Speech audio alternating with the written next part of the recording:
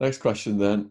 Can you explain what the birth of the ITCCS was in 2010, its focus and court cases, please? Well, after I got shut out of Canada after the apology, which under the law, an apology means a defense of your action. So legally, it meant we didn't do anything wrong. You can think we're apologizing. In fact, what we're doing is just indemnifying ourselves legally. No one ever goes to jail, that kind of thing. But when that apology came in and everything was wrapped up, I got an invite to come over to Dublin the next year, 2009, and to Italy by human rights groups there. They wanted to hear about, they'd heard of my name and everything. And as one door closed in Canada, another opened up in Europe.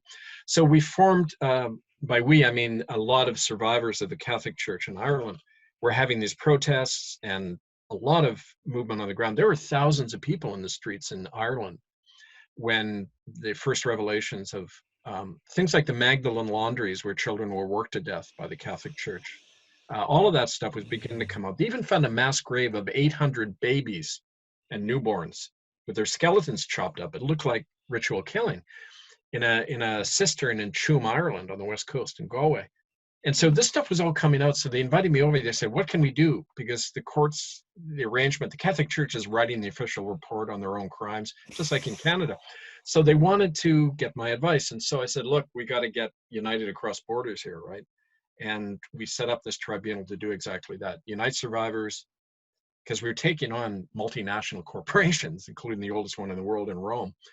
And at the same time, I got invited to Italy and some groups there, and that was a real ball we had in Italy because we were doing exorcisms right outside, right in St. Peter's Square.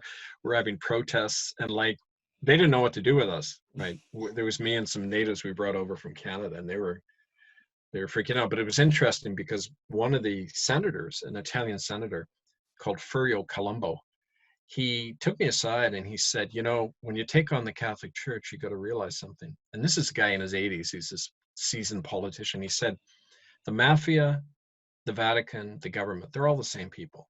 And they only care about one thing, their money.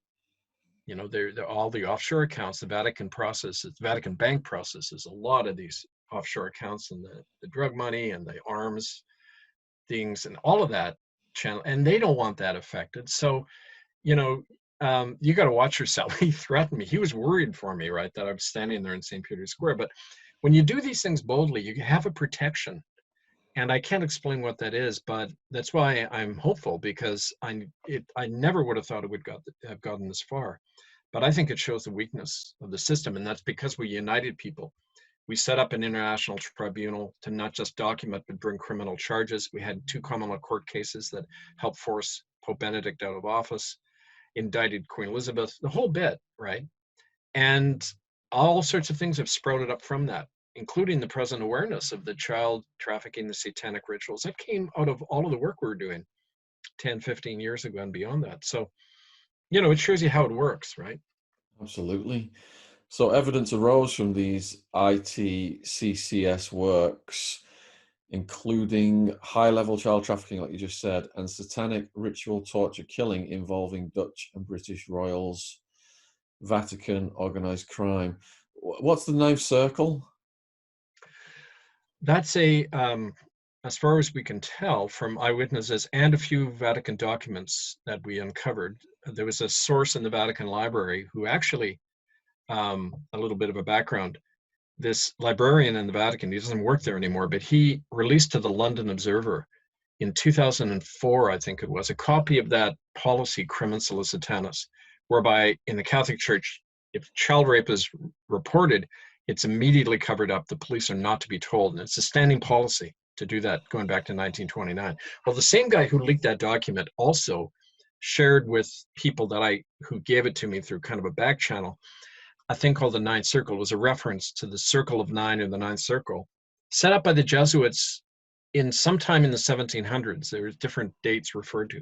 And basically it's a child sacrificial network. And it was used initially to control politicians, popes, others.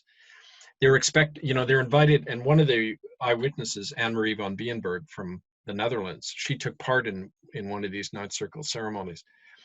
She had been lured there by her husband who is part of the cult, and they thought they were going to a dinner. Next thing she knows, there's a child on an altar, and the whole thing's being filmed. Bang! At that point, they blackmail judges, politicians. They entrap them that way, and that's one of the things. But it's also a system of energy vampirism, where in the Catholic Mass or the Satanic Black Mass, it's believed that you are given life and rejuvenation through the blood of the innocent, the suffering of the innocent. And they literally believe that. And so there's that close parallel.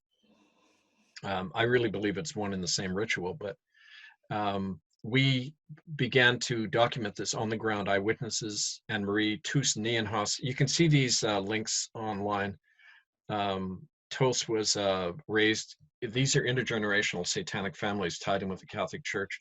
She was brought as young as 2-3 years old to places like Carnarvon Castle in Wales. She mentioned seeing Mountbatten, Prince Philip, various popes taking part. Basically, the children are tortured horribly, killed, their bodies are cut up, and they're eaten. It's a form of, quote, communion when they're feeding off, and anyone who doesn't take part are themselves killed. And there's all sorts of even more grisly things that she describes, but the point is that this ninth circle is referred to.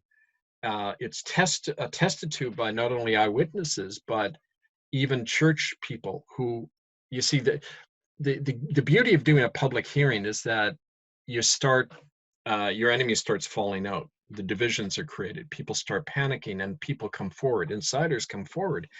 And I've spoken to these people, right, who have witnessed these things, who have, or are part of the police network of protection. Like one of the things they do in outside Brussels, there's a field they use. And there's me and Toos on film walking around this place, and she's showing where the kids were buried and everything. And the police and the soldiers in Belgium cordon off these areas, and because it's the royal families, the Dutch, Belgian, British royal families, so-called, are involved in all these things, and it's centuries old, and it probably goes back to even well before that. You know, if we know anything about the way power works in human history, yeah, these things have been around, but it's now backed with a lot of big money. We learned that Drangheta, which is the name of the European mafia, provide a lot of the children from like youth detention centers, foster homes, Catholic orphanages. There's a strong connection between Drangheta, the mob, the Vatican, different royal families. And, you know, I mean, it's not that the problem isn't the lack of evidence. It's what do you do with it? Where do you take it? The only recourse is for us to force it. But then, you know, you're up against a huge system of power and vested interest. And I don't think any system is immortal. I mean, it's starting to come apart as we see now, but you have to set an example. You have to create that alternative energy that Sun Tzu talks about. Take back your chi, create your own courts, your own assemblies, your own media where you're documenting this stuff, and then they have to respond. But if you go to them all the time, to their courts, to their media, forget it. It's suicide, you know.